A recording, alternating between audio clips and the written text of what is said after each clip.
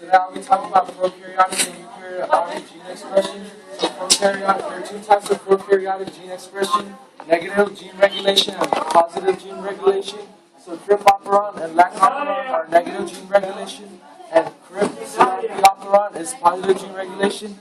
Okay, so I'll start with the trip operon. The trip operon has three parts: the operator, the genes that regulate for the polypeptides that help in synthesis of tryptophan, and the regulatory gene. So the trip operon by default, naturally it's always on, so the RNA polymerase can transcribe these genes without any restriction. It's free to transcribe these genes that make tryptophan, and then the regulatory gene, it has its own promoter and operator. So regulatory gene basically codes for the allosteric repressor. It's allosteric because it has two shapes, inactive and active. So the trip operon is naturally on by default. So, like I said, when there's an accumulation of tryptophan, when there's an excess of tryptophan in the cell, the tryptophan will act as a co-repressor, so bind to the inactive allosteric repressor, and this will make it into an active one, and then it'll bind to the operator, and now the RNA polymerase cannot bind to the promoter. It'll stop RNA polymerase from binding to the promoter, therefore it cannot transcribe these genes, and production of tryptophan is stopped. So after tryptophan levels are low again, the repressor will come off and RNA polymerase will keep making more tryptophan. And that's basically trip operon. Now the lac operon. The lac operon is naturally off. The lac operon by default is naturally off. So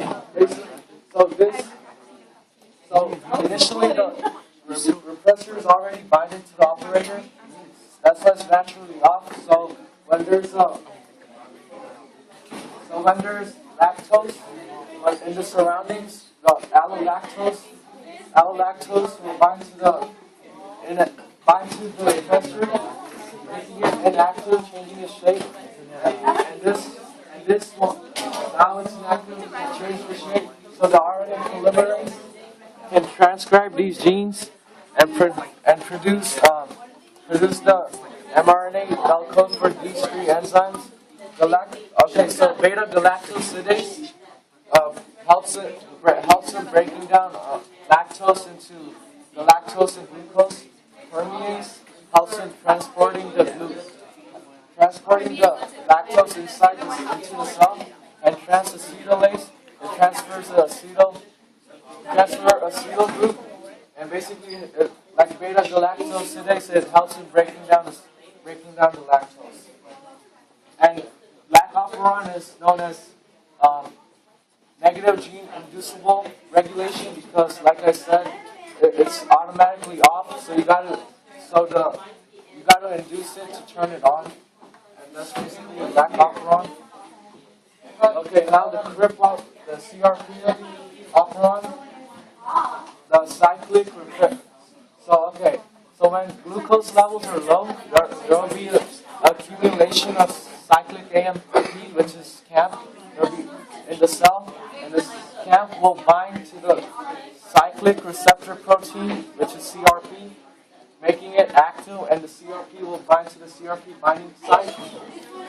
CRP will bind to the CRP binding site, and this will initiate, and this will bend the DNA strand, and this makes it easier for RNA polymerase and the transcription factors to.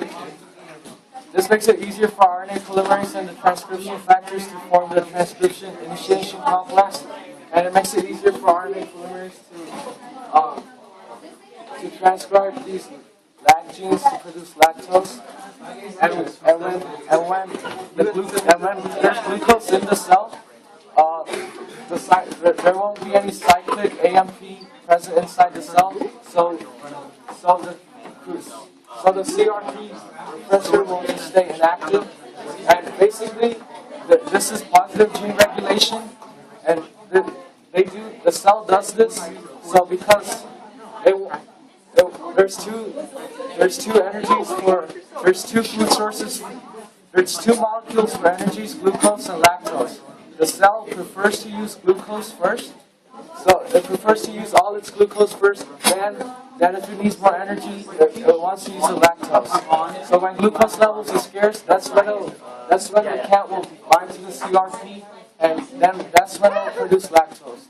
But if there's glucose present already, it prefers to use the glucose first before the lactose.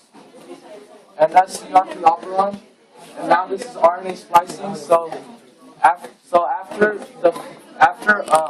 DNA transcribes mRNA in the nucleus, this is known as free mRNA because it has exons and introns, so it's not fully processed into mature RNA. It also has a 5' cap, which protects it from degradation by hydrolytic enzymes, and it also helps recognize the ribosomes. It also helps recognize the ribosomes to bind to this mRNA strand. And the poly A tail basically protects the mRNA strand from protein in the cytoplasm from being degraded. Okay, so after the mRNA is transcribed, it's not fully processed because it has introns and exons. Exons are parts of DNA that are expressed, and introns are parts of DNA that are not expressed. So the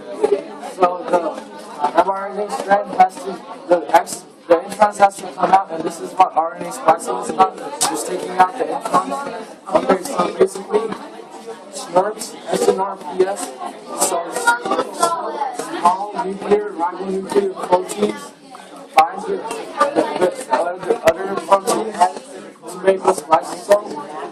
The spliceosome binds at the nucleotides at the end of each intron, and then that's where it cuts out the introns, and then it makes the exons into one continuous strand of mRNA. And this is known as before RNA, and then it will go into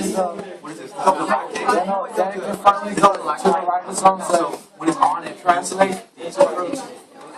So in spliceosomes, the sRNA is the part that cuts out the nucleotides and binds to the nucleotides at the ends of the introns and cuts out the nucleotides.